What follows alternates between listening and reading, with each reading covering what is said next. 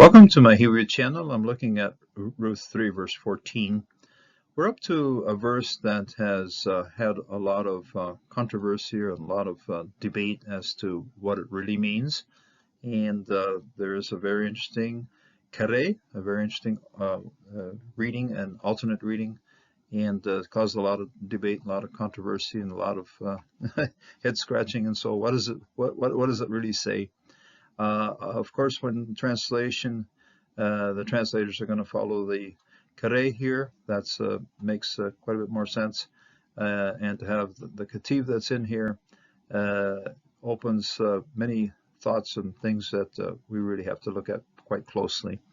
Over the years, looked at this, and I think I've come to a determination which I think does fit the text very closely. So let's get to the study. So open up a standard Bible and your app, and let's take a good look at what's happening here. Again, the ancient manuscript, and it does start right here at the start of the column. At least at this time, the verses and columns line up are in one spot. Nothing of verse 13 on this particular line here, and it begins with. Now, the last verse 13 ended with Boaz telling Ruth to lie down there at the threshing floor, and now it's this is narration. Now this is now description of what's happening throughout the story. So, Betishkav, then she lie down, Mar Gelotav, and as you can see here, the scribes, using this particular copy, have almost worn off these two or three consonants that are right here. The yad, that is the pointer, has sat here a lot. So oh boy, something really happening with this. Okay, now we've seen this word at least 3 or 4 times before in our passage, but in all of the other previous versions, iterations of this particular word right here, we've always seen a yod right in here, right between the tau and the vav. Okay, there's always been a yod, and so at the place of, okay, ma'regolatav, at the place of his feet, and from his feet, and so forth, and to have it all of a sudden have this particular noun swap into a singular form is quite surprising. You go, oh, at his foot. Oh, ouch.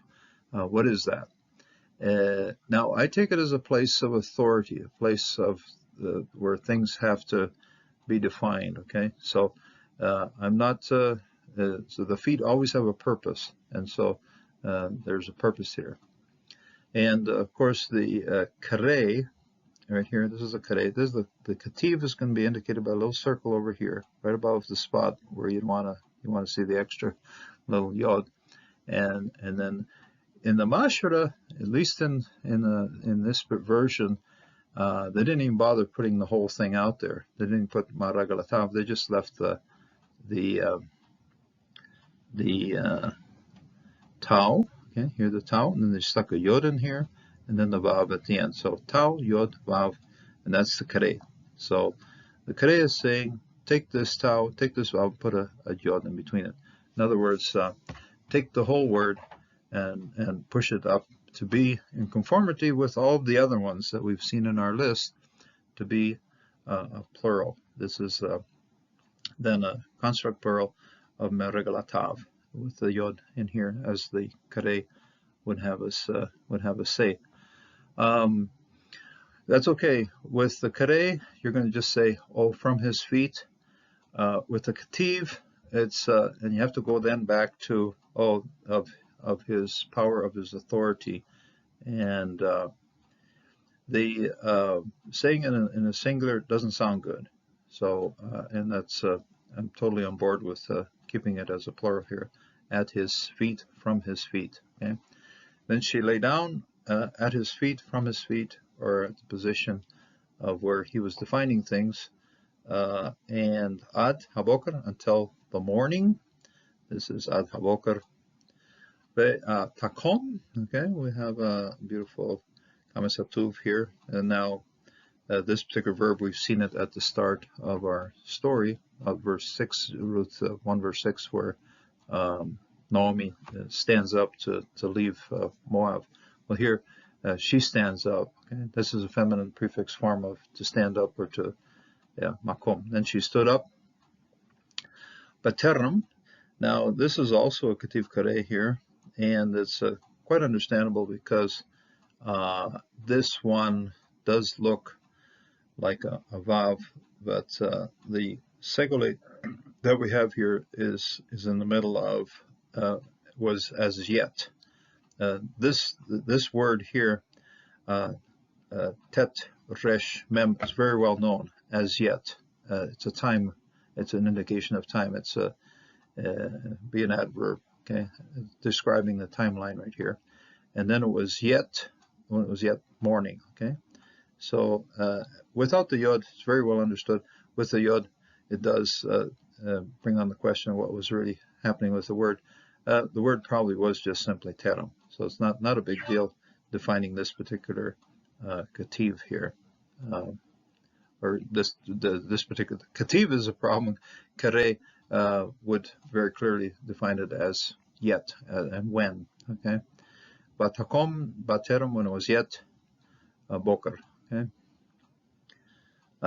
ve kir ish et reu, and to recognize.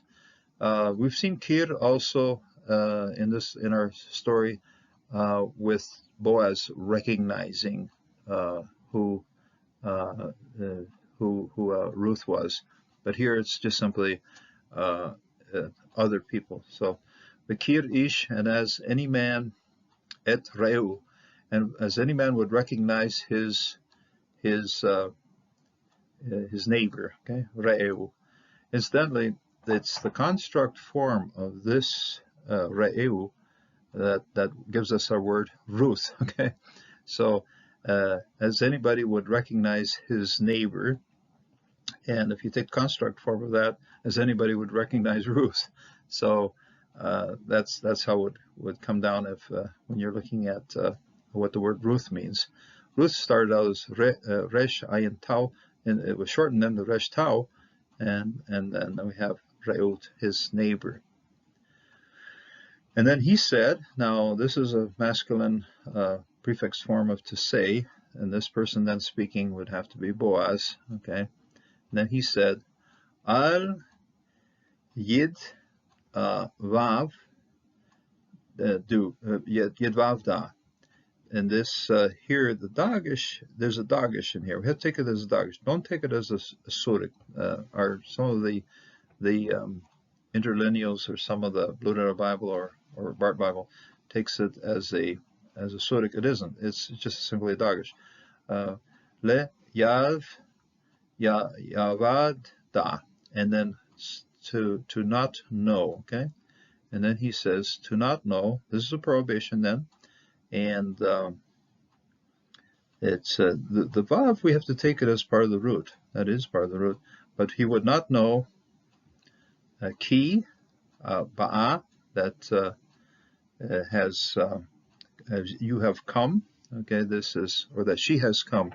Actually, it is a third person here because feminine plural, feminine singular, ha'isha, that the woman has not, that no one would know that the woman has come, Hagor, to the threshing floor.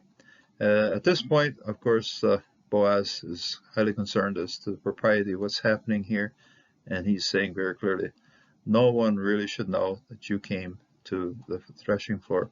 We have to be discreet. Being at the threshing floor, having an all-night chat, and all those good things are okay, but certainly at this point, Boaz says, let's keep it discreet. Let's keep us. Now, the story, of course, was written, and later on, the story was spread out among the city gates that, oh, something did happen at the threshing floor.